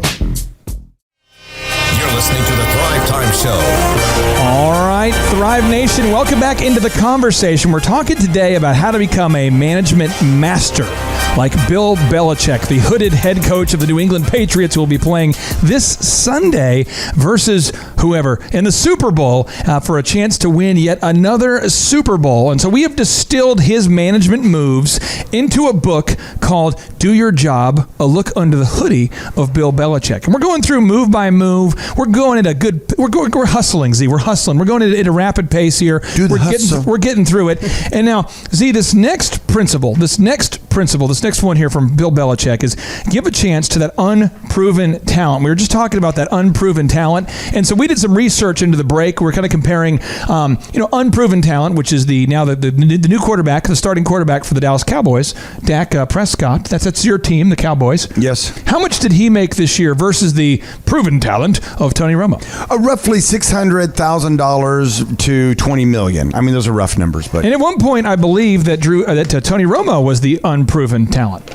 Yes, he was. And then when he became proven and did well, then he got his big contract, and then he got injured, and then Dak next up stepped in and did great. And now the big question is, what are they going to do? Do you keep Tony? How can you keep him? He's 20-some-odd million against the salary cap. And for those of you who don't follow football, this is not sports radio, but we're having a little fun. It's Super Bowl week, and Clay wrote a book on the management style of the coach of the New England Patriots. His name is Bill Belichick. You may be listening, who's Bill Belichick? Bill Belichick. And he does a wonderful job of managing, and his skill sets in managing are what every business man or woman should aspire to. And we're breaking down his 16 moves, and this one about giving unproven talent a chance. There's multiple reasons to do it. You find a diamond in the rough. You get to sign them at a lower rate. And you're giving people a chance. And you know what? Sometimes they're hungrier and they're feistier and they want to prove that they can do it, and they're coachable because they're like, I don't know what I don't know, and I just want a shot, so I'll do whatever. And you hand them a mop, it's a great mop, and now make a phone call. Okay, now do this. Yep. And they're like, they got a great attitude. Whereas the prima donna or the high-end talent, they'll say, a mop. Well, I want to give the Thrivers out there an example of how Bill Belichick does this on a practical level year after year. So here's an example. Every NFL team is given a salary cap. I don't know if you know that if you're listening, but every team has a certain amount of money they can spend, and the idea is to make parity common, to make it where the team consistently the league consistently has a myriad of teams that could win. And so what happens is every team, it'd be like every business in America had the same budget. And so Bill Belichick has to go, okay, we need a good lineman, but if we're going to keep this all-star, this all-pro lineman, and we're going to pay him more, now we got to save money somewhere. So one of the things that he does is he looks for players that can play both positions and guys who are in the final rounds of the NFL draft, guys who are unproven talents. Yes. And so if you think about the receiving core on that team, It is the biggest group of randos you've ever seen. Just the most random dudes that nobody else wanted. It's consistently that way. And I was reading the book Belichick Brady, and I was just dissecting his history and how he's been able to win for almost 2 decades. One of the fun factoids I found is that one of their, his name escapes me, but one of their top linemen, he actually was a college wrestler with no experience playing football. And he watched the athleticism of him, and he's telling his team, this is the pre-draft, and he's like, we don't have any money for a lineman, and we need a good one to protect Tom. This guy's like a heavyweight champion guy. He's never played in the NFL, but I've never played football, but I think that we could teach him because he's agile, and he's a good grappler, and that technique's kind of similar. And they're like, are you kidding me? And he goes, no, let's get him. And then he watches another guy. He says, this is the guy back in the day who was the backup quarterback, Matt Castle, and he's heading into the NFL draft, and they needed to draft a backup quarterback. So he talks to the guys, and there's guys, their full-time job, they're the scouts, is they travel around all around the country filming other players and trying to figure out which player is going to be the best and which player is going to be the one they should draft. And Bill Belichick says, hey, here's the deal.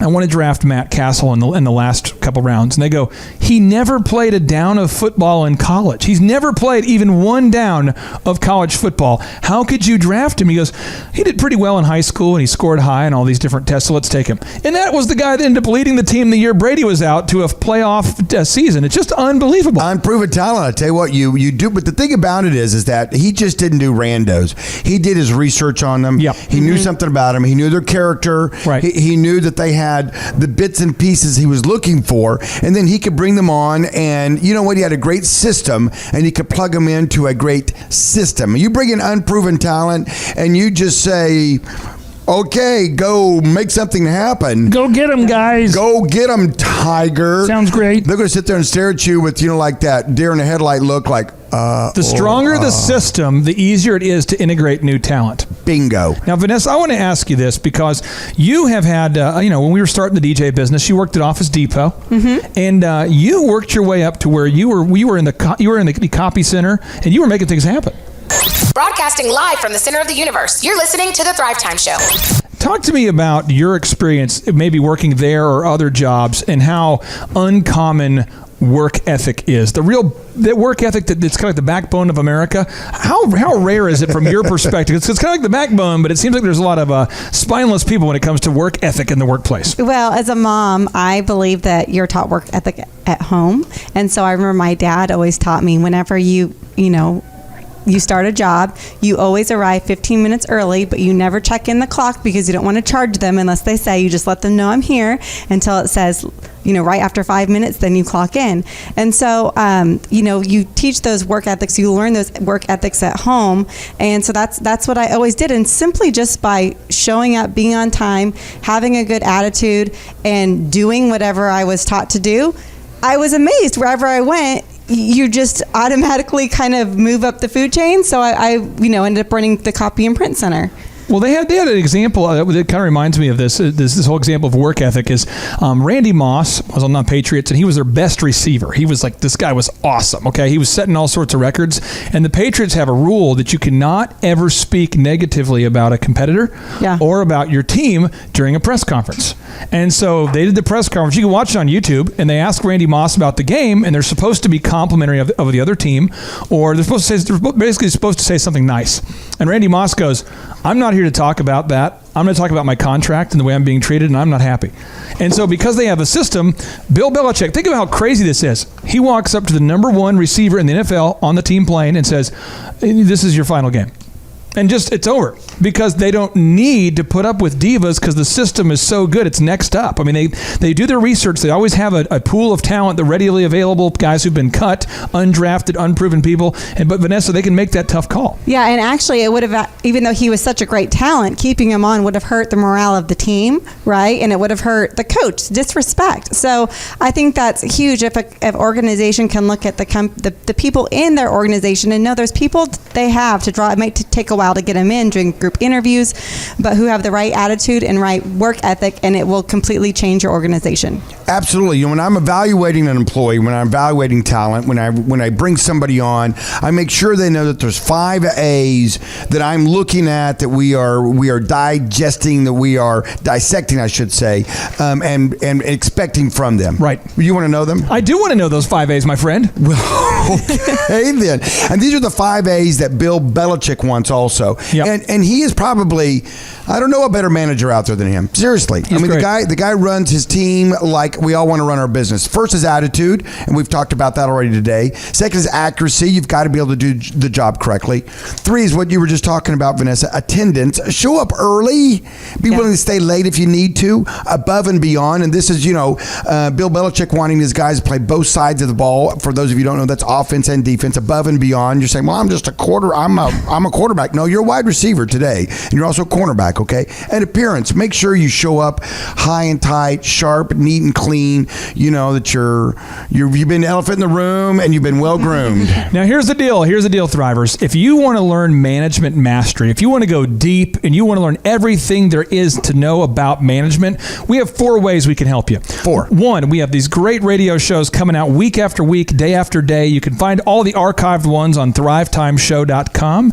Move number 2, you could subscribe to the world's best online business school, my friend. Without the BS. We've made it simple. You can search by mentors. You can search by topic. They're little bite-sized, like little Snickers fun size, like 15-minute little blinks. You can binge watch all night long, or you can just get in there like surgery and just get what you need and go on with it. It's $19 a month, and with our scholarship program, it can be even less than that. There's no excuses. It's affordable for everybody. We're talking about less than $19 a month for many of you. We made it affordable. It's a game changer. Now, move number 3 is we have in-person workshops. Now, when are these workshops? How can I find out more? Well, I'm telling you what, Thrivers, go to thrivetimeshow.com, and there you will find all the information you need about our 2-day in-person workshops, February 24th and 25th, here in the Thrive15.com world headquarters. And you may say, I'm a doubting Thomas. I don't know what's going on. I don't know. I believe these boys on the radio. I don't know. I tell you what, you go to Thrive 15, Google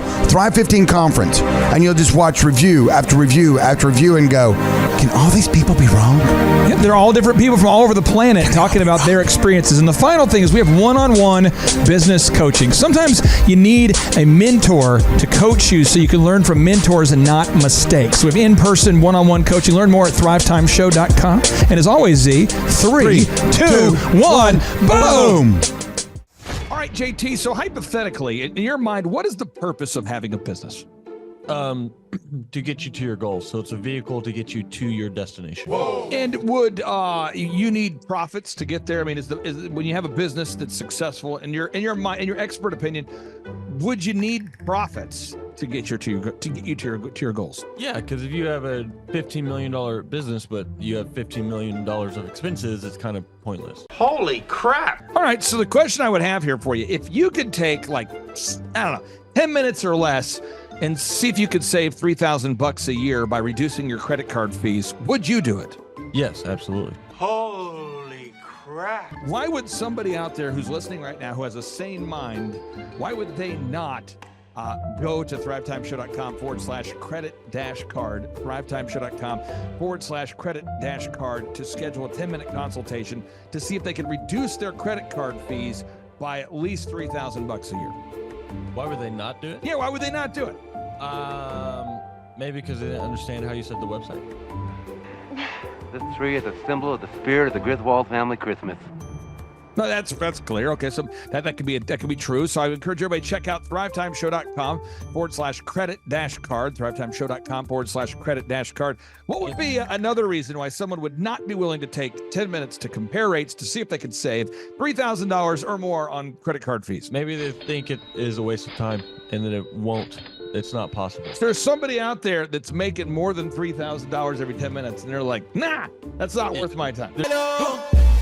We getting there, right money. We getting there, right money. There's probably someone out there. Okay. That would think that. Well, I'll just tell you, folks, if you're out there today and you're making less than $3,000 per 10 minutes, I would highly recommend that you go to thrivetimeshow.com/credit-card because you can compare rates, you can save money. And the big goal, in my opinion, of building a business is to create time freedom and financial freedom. And in order to do that, you have to maximize your profits. Holy crap.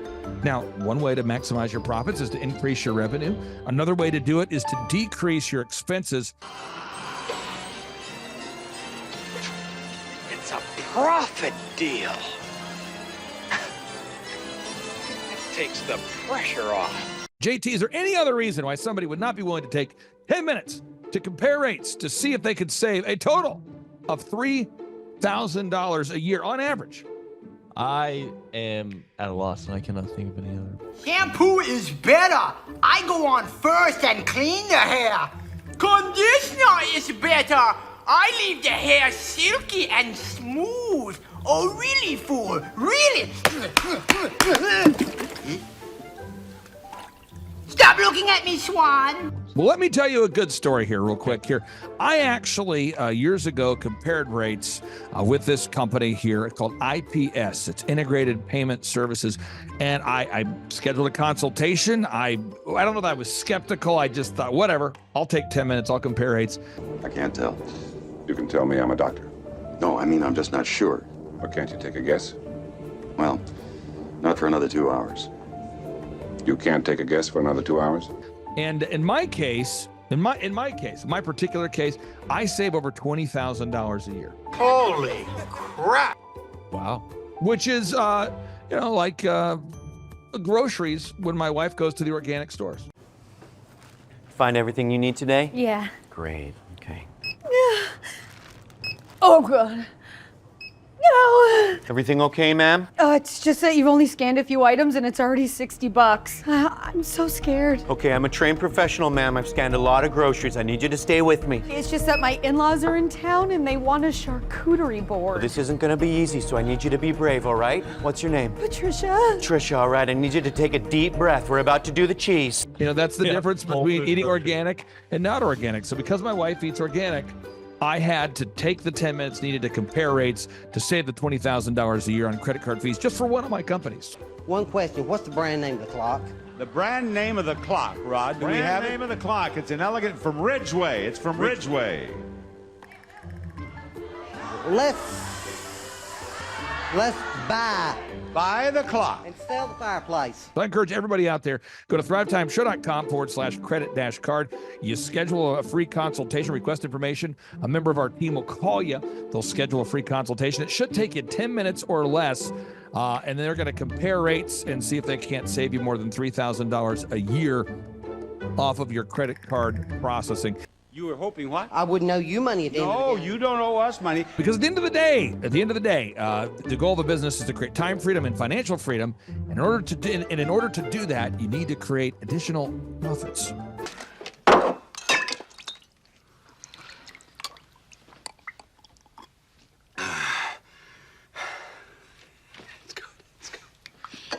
The number of new customers that we've had is up 411% over last year. We are Jared and Jennifer Johnson. We own Platinum Pest and Lawn and are located in Owasso, Oklahoma. And we have been working with Thrive for business coaching for almost a year now. Yeah. So what we want to do is we want to share some wins with you guys that we've had by working with Thrive. First of all, we're on the top page of Google now. Okay. I just want to let you know what type of accomplishment this is. Our competition, Orkin, Terminix, they're both $1.3 billion companies. They both have 2,000 to 3,000 pages of content attached to their website. So to basically go from virtually non-existent on Google to up on the top page is really saying something. But that's come by being diligent to the systems that Thrive has, by being consistent and diligent on doing podcasts and staying on top of those podcasts to really help with getting up on with their listing and ranking there with Google. And also we've been trying to get Google reviews, asking our customers for reviews. And now we're the highest rated and most reviewed pest and lawn company in the Tulsa area. And that's really helped with our conversion rate. And the number of new customers that we've had is up 411% over last year. Wait, say that again. How much are we up? 411%. Okay, so 411% we're up with our new customers. Amazing. Right. So not only do we have more customers calling in, we're able to close those deals at a much higher rate than we were before. right now our closing rate is about 85%, and that's largely due to first of all, like our Google reviews that we've gotten people really see that our customers are happy, but also we have a script that we follow. And so when customers call in, they get all the information that they need. That script has been refined time and time again. It wasn't a one and done deal. It was a system that we followed with Thrive in the refining process, and that has obviously the 411% shows that system works. Yeah, so here's a big one for you. So last week alone, our booking percentage was 91%. We actually booked more deals, more new customers last year than we did the first 5 months, or I'm sorry, we booked more deals last week than we did the first 5 months of last year from before we worked with Thrive. So again, we booked more deals last week than the first 5 months of last year. And it's incredible. But the reason why we have that success is by implementing the systems that Thrive has taught us and helped us out with. Some of those systems that we've implemented are group interviews. That way we've really been able to come up with a really great team. We've created and implemented checklists. That way everything gets done and it gets done right. It creates accountability. We're able to make sure that everything gets done properly, both out in the field and also in our office. And also doing the podcast, like Jared had mentioned, that has really, really contributed to our success. But that, like I said, the diligence and consistency in doing those and that system has really, really been a big blessing in our lives. And also, it's really shown that we've gotten the success from following those systems. Yeah. So before working with Thrive, we were basically stuck. Really no new growth with our business.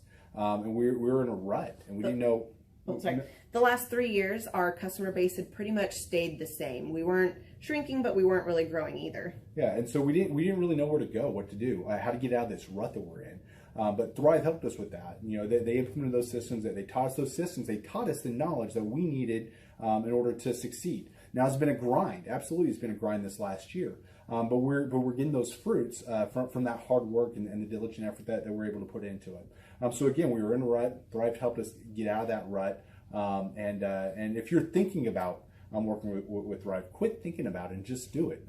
Do the action, and you'll get the results. It will take hard work and discipline, but that's what it's going to take in order to really succeed. So we just want to give a big shout out to Thrive, a big thank you out there to Thrive. We wouldn't be where we're at now without their help.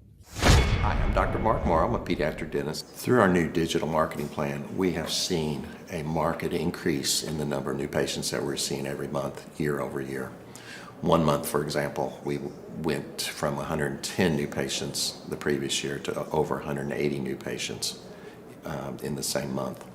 And overall, our average is running about 40 to 42% increase month over month, year over year.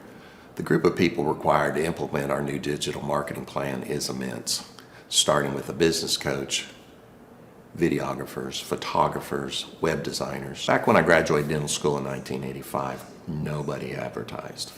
The only marketing that was ethically allowed in everybody's eyes was mouth-to-mouth marketing.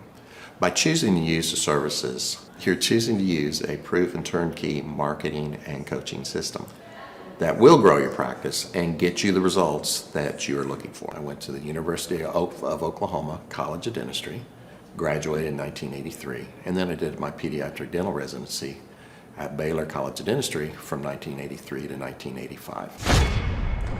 Hello, my name is Charles Kolaw with Kolaw Fitness. Today I want to tell you a little bit about Clay Clark and how I know Clay Clark. Clay Clark has been my business coach since 2017. He's helped us grow from 2 locations to now 6 locations. We're planning to do 7 locations in 7 years and then franchise. And Clay has done a great job of helping us navigate anything that has to do with like running the business, building the systems, the checklists, the workflows, the audits, how to navigate lease agreements, how to buy property, how to work with brokers and builders. This guy is just amazing. He's this kind of guy has worked in every single industry. He's written books with like Lee Crockrell, head of Disney, with the 40,000 cast members. He's friends with like Mike Lindell. He does Reawaken America tours where he does these tours all across the country where 10,000 or more people show up to some of these tours. On the day-to-day, he does anywhere from about 160 companies. He's at the top. He has a team of business coaches, videographers, and graphic designers and web developers, and they run 160 companies every single week. So think of this guy with a team of business coaches running 160 companies. So in the weekly, he's running 160 companies. Every 6 to 8 weeks, he's doing Reawaken America tours. Every 6 to 8 weeks, he's also doing business conferences where 200 people show up, and he teaches people a 13-step proven system that he's done and worked with billionaires, helping them grow their companies. So I've seen guys from startups go from startup to being multimillionaires, teaching people how to get time freedom and financial freedom through the system. Critical thinking, document creation, putting it into organizing everything in their head to building into a franchisable, scalable business. Like one of his businesses has like 500 franchises. That's just one of the companies or brands that he works with. So amazing guy. Elon Musk, kind of like smart guy. He kind of comes off sometimes as socially awkward, but he's so brilliant, and he's taught me so much. When I say that, like Clay is like, he doesn't care what people think when you're talking to him. He cares about where you're going in your life and where he can get you to go. And that's what I like most about him. He's like a good coach. A coach isn't just making you feel good all the time. A coach is actually helping you get to the best you. And Clay has been an amazing business coach. Through the course of that, we became friends. I was really most impressed with him is when I was shadowing him one time. We went into a business deal and listened to it. I got to shadow and listen to it. And when we walked out, I knew that he could make millions on the deal. And they were super excited about working with him. And he told me, he's like, I'm not going to touch it. I'm going to turn it down, because he knew it was going to harm the common good of people in the long run. And the guy's integrity just really wowed me. It brought tears to my eyes to see that this guy, his highest desire was to do what's right. And anyways, just an amazing man. So anyways, impacted me a lot. He's helped navigate anytime I've got nervous or worried about how to run the company, or navigating competition and an economy that's like, I remember we got closed down for 3 months. He helped us navigate on how to stay open, how to get back open, how to just survive through all the COVID shutdowns, lockdowns. I'm Rachel with Tip Top Canine, and we just want to give a huge thank you to Clay and Vanessa Clark. Hey guys, I'm Ryan with Tip Top Canine. Just want to say a big thank you to Thrive 15. Thank you to Make Your Life Epic. We love you guys, we appreciate you, and really just appreciate how far you've taken us. This is our old house, right? This is where we used to live a few years ago. This is our old neighborhood. See, it's nice, right? So this is my old van and our old school marketing, and this is our old team. And by team, I mean it's me and another guy. This is our new house with our new neighborhood. This is our new van with our new marketing, and this is our new team. We went from 4 to 14, and I took this beautiful photo. We worked with several different business coaches in the past, and they were all about helping Ryan sell better and just teaching sales, which is awesome, but Ryan is a really great salesman. So we didn't need that. We needed somebody to help us get everything that was in his head out into systems, into manuals and scripts, and actually build a team. So now that we have systems in place, we've gone from 1 to 10 locations in only a year. In October 2016, we grossed 13 grand for the whole month. Right now it's 2018, the month of October. It's only the 22nd. We've already grossed a little over 50 grand for the whole month, and we still have time to go. We're just thankful for you, thankful for Thrive and your mentorship, and we're really thankful that you guys have helped us to grow a business that we run now instead of the business running us. Just thank you times 1,000. The Thrive Time Show 2-day interactive business workshops are the highest and most reviewed business workshops on the planet. You can learn the proven 13-point business systems that Dr. Zellner and I have used over and over to start and grow successful companies. I mean, we get into the specific steps on what you need to do to optimize your website. We're going to teach you how to fix your conversion rate. We're going to teach you how to do a social media marketing campaign that works. How do you raise capital? How do you get a small business loan? We teach you everything you need to know here during a 2-day, 15-hour workshop. It's all here for you. You work every day in your business, but for 2 days you can escape and work on your business and build these proven systems so now you can have a successful company that will produce both the time freedom and the financial freedom that you deserve. You're going to leave energized, motivated, but you're also going to leave empowered. The reason why I've built these workshops is because as an entrepreneur, I always wish that I had this. And because there wasn't anything like this, I would go to these motivational seminars, no money down, real estate, Ponzi scheme, get motivated seminars, and they would never teach me anything. It was like you went there and you paid for the big chocolate Easter bunny, but inside of it, it was a hollow nothingness. And I wanted the knowledge, and they're like, oh, but we'll teach you the knowledge after our next workshop.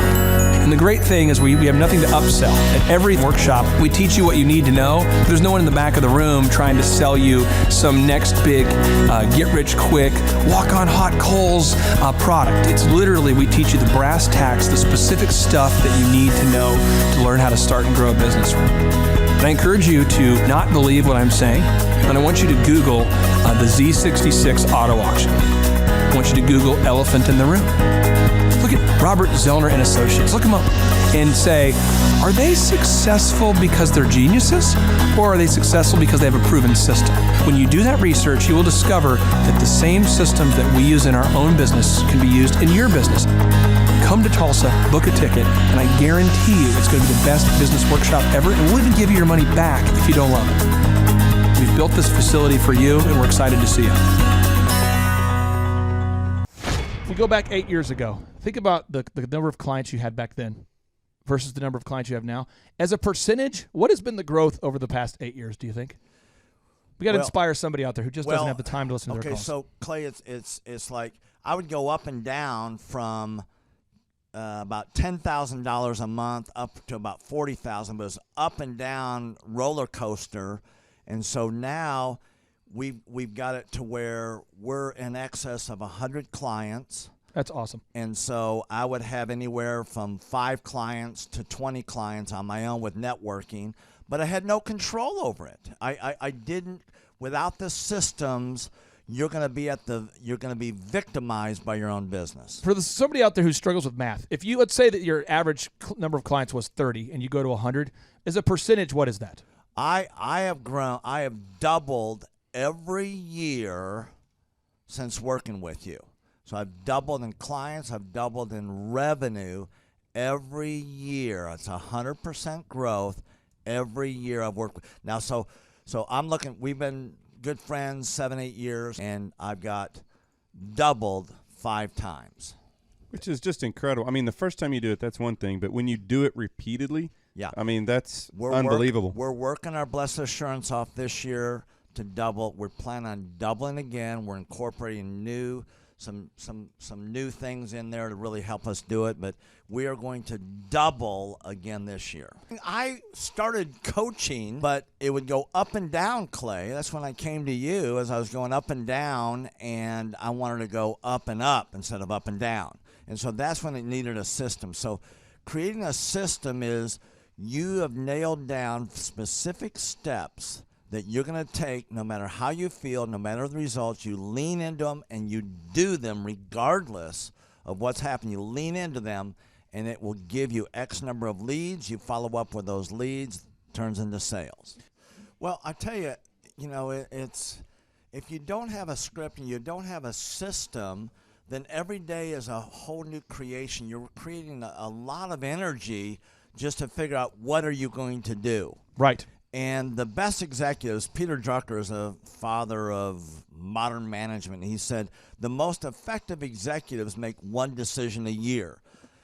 What you do is you make a decision, what is your system, and then you work like the Dickens to make sure you follow that system. And so that's really what it's all about. So with a script here, we have a brand new gal that just came in working for us. She nailed down the script, and she's been nailing down appointments. Usually we try to get one appointment for every 100 calls. We make 200 to 300 calls a day per rep. Right. And she's been nailing down 5 and 8 appointments a day. Somebody out there's having a hard time. That script. So she's making how many calls a day? She's making between 200 and 300 calls a day. Whoa. And our relationship is weird in that we do. If someone were to buy an Apple computer today, and or let's say you bought a personal computer, a PC, the computer is made by, let's say, Dell, but then the software in the computer would be Microsoft, let's say, or Adobe or whatever that is. So I basically make the systems, and you're like the computer and I'm like the software. It's kind of how I would describe our relationship. Yeah. Tim, I want to ask you this. You and I reconnected. I think it was in the year 2000 and what was it? Maybe 2010. Is that right? 2011, maybe, or no, maybe further down the road. Maybe 2013. 2012. Okay, so 2012, and at that time I was 5 years removed from the DJ business, and you were how many years removed from tax and accounting software? It was about 10, 11 years. We met. How did we re-meet? What was the first interaction? There was some interaction where you and I first connected. I just remember that somehow you and I went to Hideaway Pizza. But do you remember when we first reconnected? Yeah. Well, we had that speaking thing that. There it was. So it was Victory Christian Center. I was speaking there. My name is Robert Redmond. I actually first met Clay almost 3 years ago to the day. I don't know if he remembers it or not, but I wasn't working with him at the time. I asked to see him and just ask him some questions to help, direct my life, to get some mentorship. But I've been working with Clay for now just over a year. The role I play here is a business coach, business consultant. I work with different businesses implementing best practice processes and systems that I have learned here by working with Clay. And the experience working here has, to put it real plainly, has been just life-changing. I have not only learned new things and have gained new knowledge, but I have gained a whole new mindset that I believe wherever I end up will serve me well throughout the rest of my life. Since working with Clay, I have learned so much. I mean, I would like to say almost everything about business in terms of the different categories. I haven't learned it all, but I've learned all about marketing. I've learned about advertising. I've learned about branding. I've learned how to create a sales process for organizations in any industry. I've learned how to sell. I've learned how to create repeatable systems and processes and hold people accountable. How to hire people. It's almost like every aspect of a business you can learn. I have learned a lot in those different categories. And then, again, the mindset that I've gained here has been huge. Working here, you can't be a mediocre person. You are a call to a higher standard of excellence. And then as you're called to that standard here, you begin to see those outcomes in every area of your life, that standard of excellence that you want to implement no matter what you're involved in. I would like to describe the other people that work with Clay are people that are going somewhere with their life. Marshall in the group interview talks about how the best fits for this organization are the people that are goal-oriented. So they're on their own trajectory, and we're on our own trajectory. And the best fits are those people where there can be a mutually beneficial relationship, that as we pursue our goals and we help the business pursue those goals, the business helps us pursue our goals as well. And so I'd say people that are driven, people that want to make something of their lives, people that are goal-oriented, they're focused, and they're committed to overcoming any adversity that may come their way. Clay's passion for helping business owners grow their businesses it's unique in that I don't know if there's anyone else that can be as passionate. Whenever a business starts working with Clay, it's almost as like Clay is running that business in the sense that he has something at stake. He's just serving them. They're one of his clients, but it's as if he is actively involved in the business. Whenever they have a win, he's posting it all over his social media. He's shouting it across the room here at Thrive.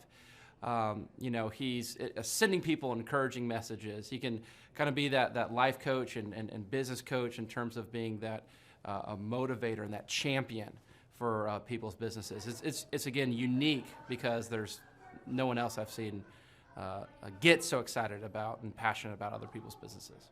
The kind of people that wouldn't like working with Clay are people that are satisfied with mediocrity. People that want to get through life by just doing enough, by just getting by. People who are not looking to develop themselves, people who are not coachable, people who think that they know it all and they're unwilling to change. I would say those are the type of people. In short, anyone that's content with mediocrity would not like working with Clay. So if you're meeting Clay for the first time, the advice I'd give you is definitely come ready to take tons of notes. Every time Clay speaks, he it gives you a wealth of knowledge that you don't want to miss. I remember the first time that I met Clay, I literally carried a notebook with me all around. I was looking at this notebook the other day, actually. I carried a notebook with me all around, and I just took tons of notes. I filled the entire notebook in about 3 or 4 months, just from being around Clay, following him, and learning from him. And then I would say, come coachable. Be open to learning something new. Be open to challenging yourself. Be open to learning and adjusting parts about you that need to be adjusted.